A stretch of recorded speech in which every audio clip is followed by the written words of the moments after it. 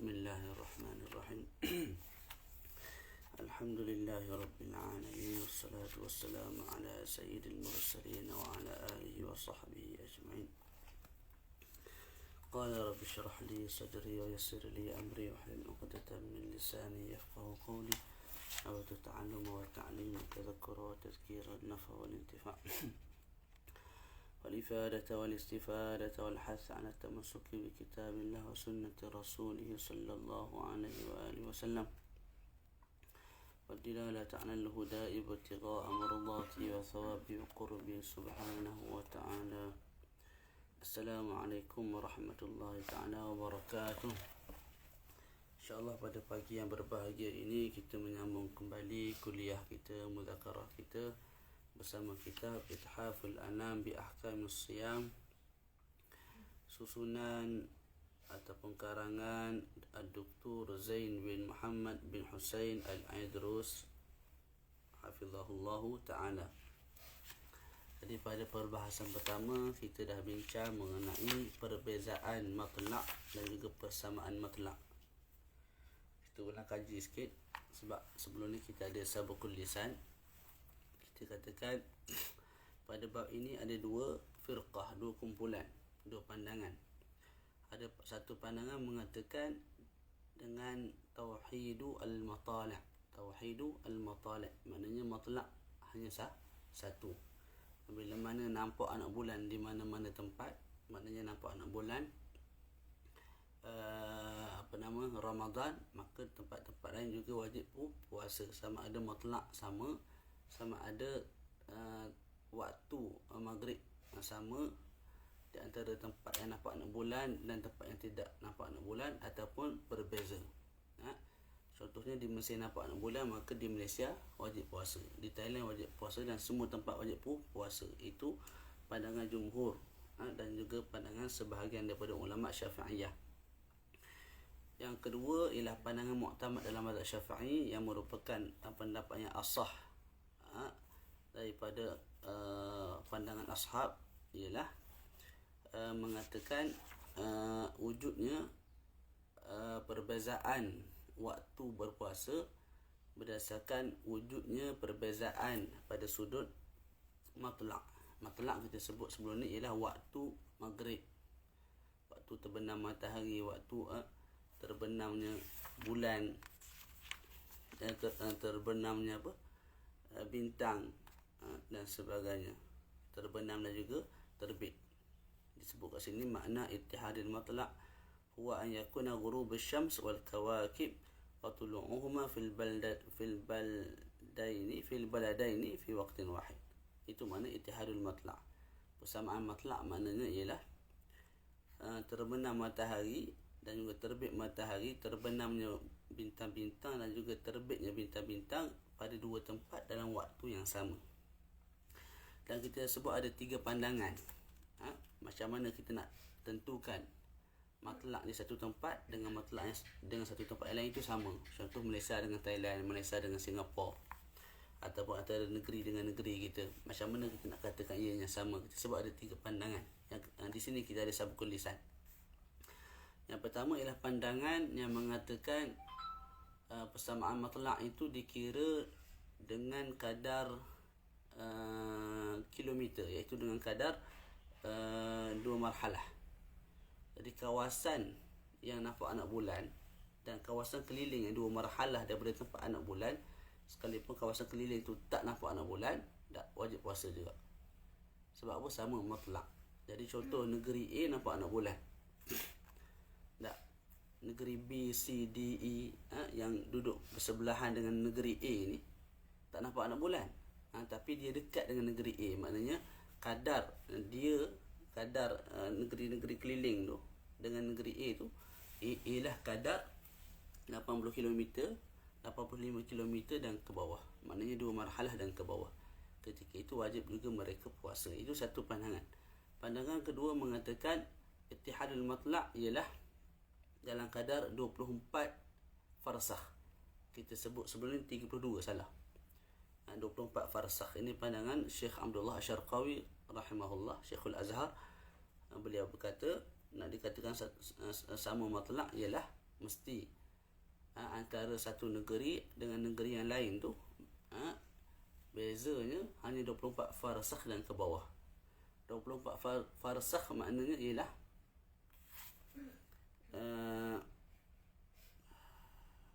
Allahumma salli ala Muhammad 120 kilometer. Betul. 120 minit.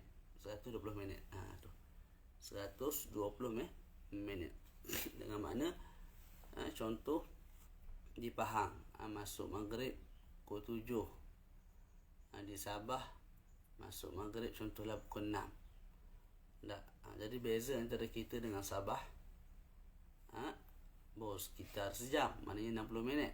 Jadi bawah 120 minit, maka dianggap masih sama mutlak. Bila di Pahang nampak 6 bulan, di sana wajib puasa. Bila di Sabah nampak 6 bulan, di Pahang juga wajib puasa. Itu pandangan kedua. Pandangan Syekh Abdullah Syarqawi mengatakan 24 farsakh dengan makna 120 minit, lebih kurang. Itu kan minit kan, bukan kilometer. Yang berkaitan kilometer satu je, yang dua marhalah tu. Pandangan ketiga ialah pandangan yang disebut dalam ta'liq ini, iaitu pandangan Al-Allamah Ba Makhramah. Beliau mengatakan, dikatakan sama mutlak ialah satu tempat dengan satu tempat yang lain itu ialah 8 darajat, 8 darjah. Dan satu darjah di sisi ahli falak ialah 4 daqaiq, 4 minit. Jadinya 8 darab 4, 32 minit. 32 minit. Jadi di antara satu tempat yang nampak anak bulan dengan satu tempat yang lain yang tidak nampak anak bulan, kalau waktu maghribnya beza waktu maghribnya hanya 32 minit dan ke bawah, maka dikatakan sama mutlak. Contoh di Pahang pukul 7. Di Selangor pukul 7.20 minit. Di Pahang nampak anak bulan, di Selangor wajib puasa juga. Sebab apa? Beza antara Pahang dan juga Selangor hanya 20 minit. Maknanya bawah daripada lingkungan 32 minit. Itu pandangan Abdullah Ba Makhramah. Dan Habib Ahmad Al-Maqdi lebih cenderung kepada pandangan ini. Boleh jadi disebabkan disebut di sini berdasarkan falak lah, ilmu falak. Allah alam alasannya apa, kerana apa, boleh jadi disebabkan di sini mengikut perkembangan falak ataupun mengikut ilmu falak. Dan mengenai waktu apa semua ni, dia memang berkaitan dengan ilmu falak lah. Okay, selesai kat situ. Okey. Jadi sabukul lisan pada dars yang pertama tu dibetulkan dalam dars yang kedua. Jadi hari ini kita masuk pula pembahasan mengenai al-mabahatsus tsani, arkanus shaum wa syurutu wujubih, rukun puasa dan juga syarat wajib puasa. Rukun puasa maknanya nak terbentuknya puasa tu mesti ada rukun ni. Macam seperti mana solat. Nak terbentuknya solat mesti ada 14 rukun tu. Kalau gugur salah satu rukun, maka tidak dikatakan itu sebagai solat. Contohnya sembahyang tapi tak ada rukuk, itu bukan solat. Tu. Sembahyang tapi tak ada sujud. Itu bukan solat sebab gugur satu rukun. Okey, kita baca arkanus shaum. Inna qiwama kulli syai' arkanuhu allati yaqumu 'alayha fala budda idzan min ma'rifati arkanis shaum liyaquma bihi al-muslim haqqal qiyam fa arkanuhu thalathah. Jadi disebut di sini rukun puasa ada 3. Al-awwal, yang pertama an-niyah, niatlah. Wala budda minha idh la sihhata li'amalin illa bin-niyyah wa yajibu tabyituha min al-lail fil fardhi walau nadhran aw qada'an aw kafaratan li hadith man lam yubayyiti as-siyama min al-lail fala siyama lah. Jadi rukun yang pertama dalam puasa ialah niat. Nak tak nak mesti kena niat. Kerana tidak sah amalan kecuali dengan niat. Innamal amalu bin niat. Dan diwajibkan juga kita niat pada waktu malam. Kalau puasa itu jenis puasa fardu. Puasa fardu pula banyak jenis. Ada puasa fardu yang namanya nazar, ataupun qada Ramadan yang lepas, atau ataupun kafarah fardu belaka tu. Fardu maknanya tak boleh tinggal. Tak, apa jenis fardu sekalipun, tak, bila nama fardu wajib kita niat pada waktu malam. Kalau tidak sah niat kita tu, tidak sah puasa kita tu. Okey, dalam sebuah hadis Nabi sebut man lam yubaytin as-siyama min al-lail fala siyamalah. Barang siapa yang tidak niat pada waktu malam, ketika mana nak puasa, fala siyamalah, maka tidak ada puasa yang sah baginya. Kita tafsir begitulah. Bukan tidak ada puasa yang sempurna. Dengan makna ada puasa cuma tak sempurna. Tak, di sisi kita tidak ada puasa, maknanya tidak ada puasa langsung, tak sah daripada asalnya. Itu puasa fardu, nak tak nak mesti niat pada waktu malam. Waktu malam ni maknanya daripada maghrib sampai ke subuh, sampai sebelum azan subuh lah. Tak, jadinya masuk waktu maghrib, kita dah boleh niat untuk puasa hari esok. Walaupun kita belum berbuka untuk hari tu. Hari ni kita puasa, masuk maghrib kita belum makan lagi. Maknanya belum berbuka untuk hari ni. Tak, kita boleh dah niat untuk puasa hari esok. Kerana apa? Semata-mata masuk waktu tu dah habis dah waktu puasa. Dah habis dah waktu puasa, dah masuk dah waktu untuk kita niat untuk puasa hari esok.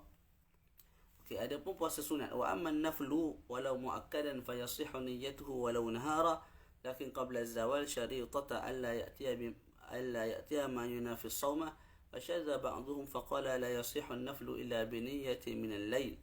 فعن عائشة رضي الله عنها قالت دخل علي النبي صلى الله عليه وآله وسلم ذات يوم فقال هل عندكم شيء فقلنا لا. فقال عليه الصلاة والسلام فإني إذا صائم. ثم أتانا يوما آخر فقلنا يا رسول الله أهدي لنا حيث.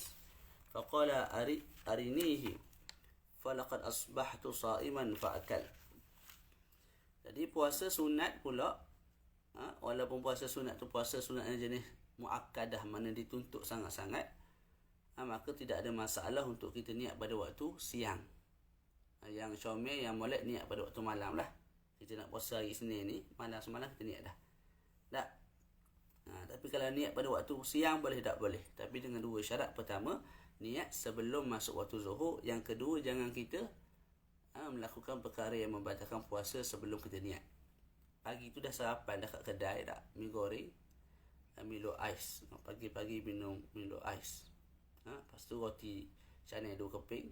Dah. Tambah lagi dengan apa? Kuih. Kenyang molek lah. Habis dah RM10 pagi tu. Lepas tu dia nak niat puasa untuk hari tu. Atas alasan apa? Atas alasan belum masuk zuhur. Tak boleh lah. Sebab kamu dah makan dah, melantak dah. Jadi kalau nak niat pada waktu pagi, dua syarat. Pertama, jangan masuk zuhur lagi, mana sebelum zuhur niat tu. Yang kedua, jangan melantak. Faham tak? Jangan makan dulu sebelum kita niat tu. Sama juga, jangan makan, jangan jimak, jangan buat perkara-perkara yang membatalkan puasa. Okey, daripada Siti Aisyah radhiyallahu anha, beliau berkata, telah masuk kepada kami ataupun kepadaku Nabi Muhammad sallallahu alaihi wasallam pada satu ketika, pada suatu hari, mana pada waktu siang. Zat yaum ini pada waktu siang. Maka Nabi pun tanya, ada sesuatu tak di rumah kita ni? Gitulah bahasa kita nak buatnya, bahasa mudah. Faqulna la, kami sebut tak ada. Qala, maka Nabi pun bersabda, kalau begitu maka aku puasa. Kemudian Siti Aisyah sebut, datang juga pada kami hari, begitu juga Nabi datang kepada kami pada hari yang lain. Maka Siti Aisyah pun mengatakan kepada Nabi, wahai Rasulullah, kami dihadiahkan satu makanan. Makanan. Faqala, maka Nabi pun jawab, mai tunjuk makanan tu kat aku. Tengok. Tak. Falaqad asbahtu sa'ima, sesungguhnya aku berpagi-pagian dalam keadaan berpuasa. Fa'akan, dan sekarang ni nak berbuka lah, maka Nabi pun makan ketika itu juga. Tu. Jadi dua hadis, satu hadis yang bersambung. Berpuasa berniat puasa fardu untuk sebulan terus, boleh, nanti kita bahaskan. Tidak ada masalah, tapi kena taklid mazhab Maliki lah. Sebab niat ni mudah. Sebab niat ni memang sangat mudah. Kita tak boleh guna mazhab Maliki, kita keluar guna mazhab lain. Dan memang disebut oleh ulama Syafi'iyah dalam kitab mereka supaya tidak menjadi kesusahan kepada umat Islam yang bermazhab Asy-Syafi'i. Okey. Boleh Jadi daripada hadis tersebut kita dapat tahu beberapa perkara. Yang pertama apa dia? Yang pertama ialah disebut kat sini. Imam Nawawi sebut, kita baca Imam Nawawi lah. Qala al-Imam an-Nawawi rahimahullah ta'ala fi syarhihi lil hadith wa fihi dalilun li madhhab al-jumhur anna shawm an-nafilati yajuzu bi niyyatin fi an-nahar qabla zawal asy-syams wa yata'awwaluhu al-akharuna ala anna su'alahu sallallahu alaihi wa sallam hal 'indakum shay' لكونه ضعف عن الصوم وكان نواه من الليل فأراد الفطر للضعف وهذا تأويل فاسد وتكلف بعيد. Jadi Imam An-Nawawi rahimahullah ta'ala ketika mensyarahkan hadis ini dalam Sahih Muslim beliau, dalam syarah Sahih Muslim beliau disyarah ke atas Sahih Muslim, beliau katakan dalam hadis ini ada dalil bagi mazhab jumhur yang mengatakan puasa sunat boleh diniat pada waktu pagi, pada waktu siang sebelum daripada masuknya zuhur. Wa yata'awwaluhu al-akharun. Sebahagian ulama mentakwilkan hadis tersebut. Mereka mengatakan perkataan Nabi hal indakum syai'. Nabi bertanya kepada Sitina Aisyah, adakah di sisi kamu apa-apa jenis makanan? Tak. Sebahagian pandangan ataupun sebahagian golongan mengatakan kalam Nabi ataupun sabda Nabi hal indakum syai' itu, Nabi tanya ada makanan tak kat rumah ni? Tak. Itu adalah kerana Nabi tak mampu puasa gitu. Maknanya kumpulan ni nak bagi tahu Nabi niat pada waktu malam, bukan waktu siang. Jadi pandangan kamu wahai jumhur salah. Pandangan kami yang betul. Sebab apa? Hal indakum syai' itu Nabi tanya Sitina Aisyah ada tak makan hari ni, nak makan ni. Nabi niat pada waktu malam. Cuma sebab hari tu Nabi tak mampu puasa, Nabi buka pada waktu pagi. Itu yang dikatakan oleh sebahagian pandangan. Kata Imam Nawawi, takwil ini takwil yang fasid, yang rosak dan takalluf yang baik. Takalluf yang baik. Maknanya pandangan ni ditolak lah. Ditolak. Malah hadis yang kita sebut itu menjadi dalil kepada jumhur. Bila Nabi sebut hal indakum syai', dijawab oleh Sitina Aisyah tidak ada makanan di rumah kita, maka Nabi sebut fa inni idzan sha'im, maka aku pun puasa pada hari ini. Jadi jelas menunjukkan Nabi baru niat puasa ketika itu juga, ketika waktu pagi. Bukan sebagaimana didakwa oleh sebahagian yang lain yang mengatakan Nabi niat pada waktu malam, datang pagi-pagi itu Nabi tanya makanan tak ada, barulah Nabi nak berbuka. Sebab apa? Sebab Nabi lemah untuk puasa. Lemah untuk puasa. Nabi tanya hal indakum syai' itu sebab Nabi lemah untuk puasa. Boleh Boleh tak? Okey. Wa fi riwayat الثانية التصريح بالدلالة لمذهب الشافعي وموافقيه في أن صوم النافلة يجوز قطعه والأكل في أثناء النهار ويبطل الصوم لأنه نفل فهو إلى خيرة الإنسان في الابتداء وكذا في الدوام.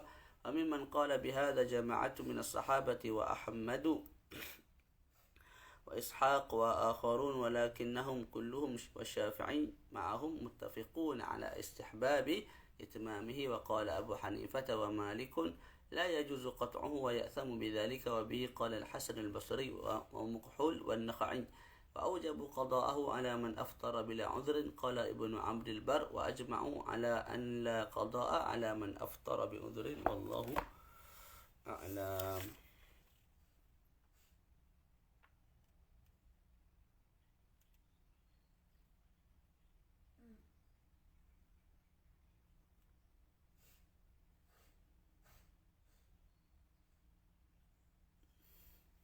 Jadi pada riwayat yang kedua, jadi kita bawa hadis tu ada dua riwayat lah. Satu riwayat berlaku pada satu hari yang lain, satu riwayat lagi berlaku pada hari yang lain juga. Tapi dua-dua tu pada waktu siang. Hari pertama tak ada makanan di rumah Nabi, maka Nabi pun puasa. Hari kedua ada makanan, maka Nabi pun berbuka pada pagi itu juga. Jadi menurut riwayat yang kedua juga ada di dalam Sahih Muslim, jelas menunjukkan ke atas apa yang dipegang oleh mazhab Syafi'i dan juga para pengikutnya, menunjukkan ke atas apa? Ke atas puasa sunat ni kita boleh cancelkan. Kita puasa sunat hari Isnin. Dah pukul 10 tu ada makan kat dewan makan, sedap pula hari tu. Kita pun buka, tak ada masalah, tak jadi isu apa-apalah. Cuma bila makan tu batal lah puasa. Jadi perkara sunat ni dia tersegah kepada orang yang melakukan perkara tersebut. Kalau puasa, bila-bila masa sahaja dia boleh berbuka. Kalau sembahyang dah habis satu rakaat, dia nak berhenti tiba-tiba juga tidak ada masalah. Kerana apa? Itu puasa sunat, itu solat sunat. Tapi kalau wajib tak boleh lah. Okey. Wa mimman qala bihadza, antara ulama yang mengatakan dengan pandangan ini, iaitu pandangan yang mengharuskan untuk memutuskan puasa sunat, tak, ialah sebahagian daripada sahabat, juga Imam Ahmad bin Hanbal, Ishaq dan juga selain daripada mereka lah. Tu maknanya mereka kata boleh untuk kita putuskan, cancelkan ibadat sunat. Dan mereka dan juga Imam Syafi'i bersepakat, bila dah puasa sunat juga, comel juga, kita teruskan sampai habis. Jadi kita puasa, kita nak cancel pada pertengahan hari boleh, ahlan wa sahlan. Cuma yang moleknya apa dia? Kita sempurnakan sampai habis. Imam Abu Hanifah dan juga Imam Malik mengatakan tidak harus untuk kita putuskan, cancelkan ibadat tersebut. Dan kalau kita cancelkan tanpa sebarang uzur, hukumnya berdosa. Boleh. Jadi kita puasa sunat hari Senin. Dah.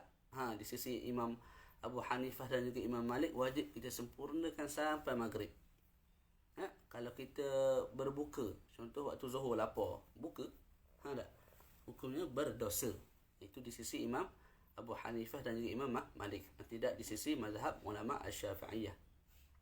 Pandangan Imam Malik, Imam Abu Hanifah itu juga dipegang oleh Al-Imam Al-Hasan Al-Basri, Mukhul, An-Nakhai dan sebagainya. Malah mereka mewajibkan qada kalau berbuka tanpa uzur.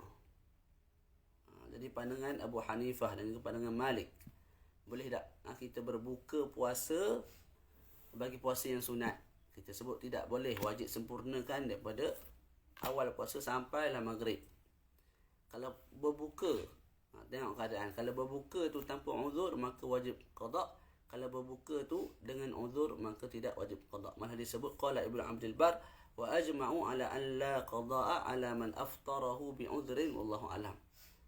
Ibnu Abdul Bar mengatakan mereka sepakat ke atas tidak ada qada bagi mereka yang berbuka dengan uzur.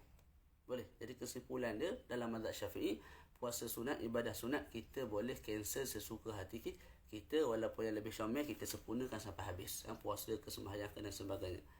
Di sisi pandangan Abu Hanifah, Imam Malik dan mereka yang menyokong pandangan tersebut, ialah wajib kita sempurnakan puasa sunat, ibadah sunat.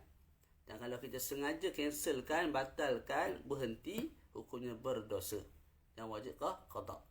Tapi kalau kita tak puasa, tak sempurnakan puasa sunat tersebut atas alasan ada keuzuran, maka tidak perlu qada. Selesai. Asani, yang kedua, al-imsaku an jami'i mufattiratis shaum min awalin nahar ila akhirih, fayajibu 'ala as-shaimi ma'rifatuha li'alla yaqa'a fiha fayafsudu shaumuhu, wa laqad ajada man qala 'araftu asy-syarra la li-syarri lakin li-tawaqqih, wa man la ya'rifu asy-syarra minan nasi yaqa'u fihi. Jamil. Rukun kedua ialah menahan diri daripada melakukan perkara-perkara yang membatalkan puasa daripada awal nahar. Awal nahar ni maknanya ialah daripada terbit fajar, daripada masuk subuh. Jangan faham awal nahar maknanya ialah bila habis subuh, syuruk. Maknanya bila naik matahari, tidak. Di sini maknanya ialah daripada awal fajar, maknanya daripada awal subuh. Sebab ada juga sebahagian yang salah faham, dia kata kita boleh makan sampailah naik matahari, maknanya sampai syuruk, sampai habis subuh. Daripada situ boleh start puasa. Itu pandangan yang tak betul lah, yang salah. Jadi kena tahan diri daripada melakukan perkara-perkara yang membatalkan puasa daripada awal nahar, iaitu daripada awal fajar as-sadiq terbit sehinggalah akhirnya, iaitu sehinggalah masuk maghrib.